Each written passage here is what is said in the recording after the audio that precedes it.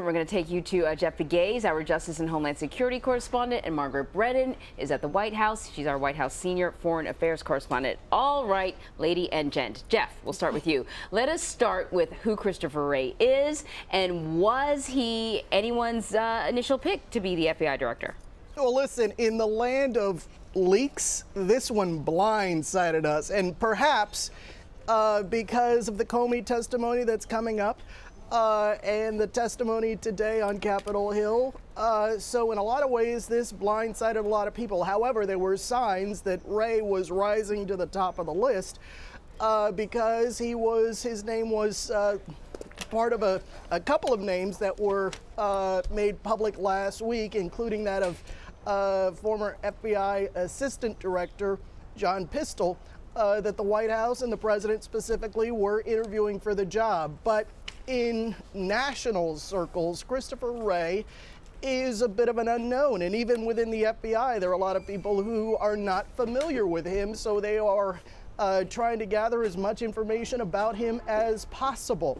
But he is someone who has experience as a prosecutor. He was nominated to be Assistant Attorney General by President George W. Bush. He served from 2003 to 2005, and then he's been out of private practice for the last 12 years or so. And during his time in private practice, he has represented Chris Christie in connection with this Bridgegate scandal, both during the investigation and during the trial. And so he is a name familiar to many in Republican circles. He has some experience at Maine DOJ as a Assistant Attorney General. And what is also interesting about him is his time as Assistant Attorney General overlapped with James Comey's time at DOJ as the Deputy Attorney General. So he is someone well known in Washington circles, but to the public, he's not one of those big names that was rising to the surface at the start of this search. And Margaret, Jeff raises an interesting point.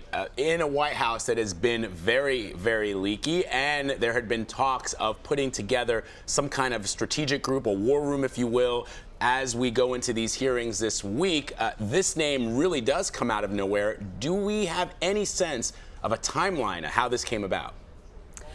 We put that question to White House officials, but I have to tell you, frankly, Vlad, the communications team here isn't sharing any of those details about what the president's thinking was. We do know that he met with Wray last week. It was last Tuesday, the 30th, when Christopher Wray and Pistol were announced as people interviewing for the job. But perhaps because this decision was pushed off. Remember, we expected, because the White House told us to expect it, that the president would make his decision on the new FBI director before he went on that international trip about 2 weeks ago. Then that process sort of fell apart, in part because former Senator Joe Lieberman removed his own name from the running. At the time, the president suggested that he was, in that first place position to get the gig. Now we see this very different choice at a very different time. While we know the White House had been rolling out and really billing this as a week to focus on the president's own agenda, that means infrastructure, that means health care.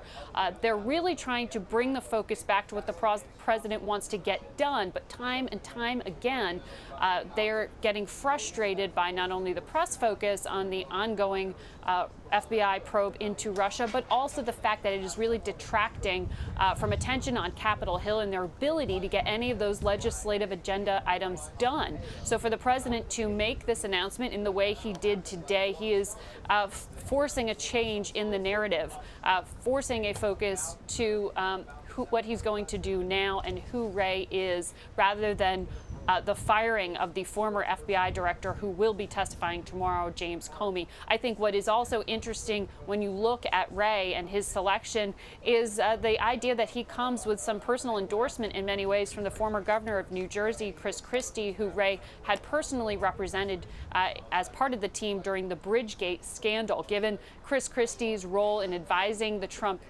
team during the campaign and then during the transition, but then his difficulty in terms of whether or not he joined the administration himself is interesting, because you have to think here, and Chris Christie has said himself that he has weighed in on the selection. Indeed. So, Jeff, we are also hearing some new comments from former National Intelligence Director James Clapper, and he says that Watergate pales in comparison to what we are seeing from the Russian hack. Let's listen to a little bit of sound from him. You compare the two, that Watergate pales really, in my view, as compared to what we're confronting now. Russia embarked on a campaign to interfere with our presidential election, which was unprecedented in its directness and aggressiveness. Social media trolls planting false information, orchestrated fake news, which many other news outlets picked up and amplified either wittingly or unwittingly. So we've sort of heard this comparison before in several different areas, comparing the current White House to the White House during the Watergate era. But I want to ask you, Jeff, what do you make of Clapper's comments here? Well, I've spoken with him extensively. I conducted an interview with him last month.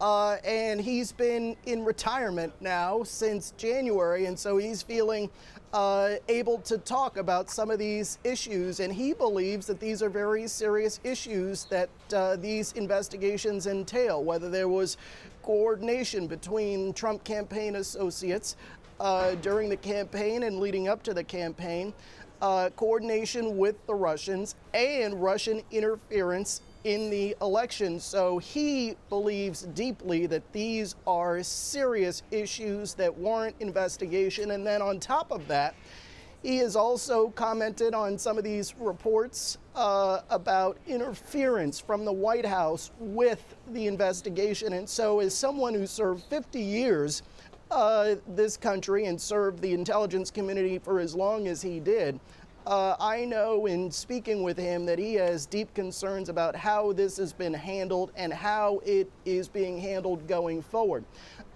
One point that he has made in the past is that if you look at Russian interference, and all 17 intelligence agencies have high confidence that that happened, the question is, what kind of consequences have there been for Russia? And in his view, and really in the view of other former officials, some of whom have been connected with the Obama administration, there has been no penalty for Russia, and that concerns Jim Clapper. What also concerns him is he believes that the Russians have been emboldened because this operation worked so well for them. Margaret, I have to ask you about these reports out there of tensions between President Trump and Attorney General Jeff Sessions. Yesterday, during the White House press briefing, our Major Garrett directly asked Sean Spicer if the President of the United States had confidence in his Attorney General. Sean Spicer replied that he hadn't spoken to the President about this. If there is any kind of canned response you would expect from a press secretary, it's simply the President has full confidence in one of his most senior cabinet officials. What are you hearing about those tensions, and what could we see in the days and weeks ahead, if anything? Look, Vlad, on a very basic level, it's increasingly difficult for the White House communications team and his spokesman, Sean Spicer, to get inside the president's head and his thinking. Even the president himself has admitted that he gets ahead of his own team, or making clear to them exactly where his head is at on some of these issues. So not terribly surprising to hear Sean Spicer not be able to directly answer that question. But given the president's own reliance on Twitter, his direct communication, it would be very easy. In 5 seconds, he could tell you whether he had confidence or not in his attorney general. Allowing this story to float out there is something that you've seen the Trump administration do. A lot of the people on the president's team are often feeling the harsh glare of the spotlight here, particularly when the president gets frustrated, as he continues to be with this ongoing Russia probe. And what we know from my colleague Major Garrett's reporting and from others is that there has been frustration. I wouldn't go so far as to say threats to resign, but I would say definite frustration around Sessions' decision to recuse himself from the investigation, which the president sees as sort of snowballing and opening that pathway for the former FBI director Bob Mueller to take over this probe as in an investigative, in an independent way. One thing, Vlad, just to go back to that James Comey sound, go back to that Clapper sound you played earlier. I just want to emphasize here, and Jeff knows this well too, that When you are talking about James Clapper, he is a very direct man, and he is not someone who in any way really tries to insert himself in politics. He's sort of allergic to it. He hates commenting. He really is careful with his words. For him to speak so strongly about this issue and trying to say that this is not about politics, this is about the integrity of the intelligence community, this is really something people need to pay attention to here. We really shouldn't dismiss that. There's a lot of noise around this right now, but for him to speak so directly is really notable. Absolutely. I mean, to say that it pales in comparison to Watergate, Right. the single greatest constitutional crisis this country faced in the last 50 years, is certainly something. Very telling. Jeff Pegues, Margaret Brennan, thank you so much.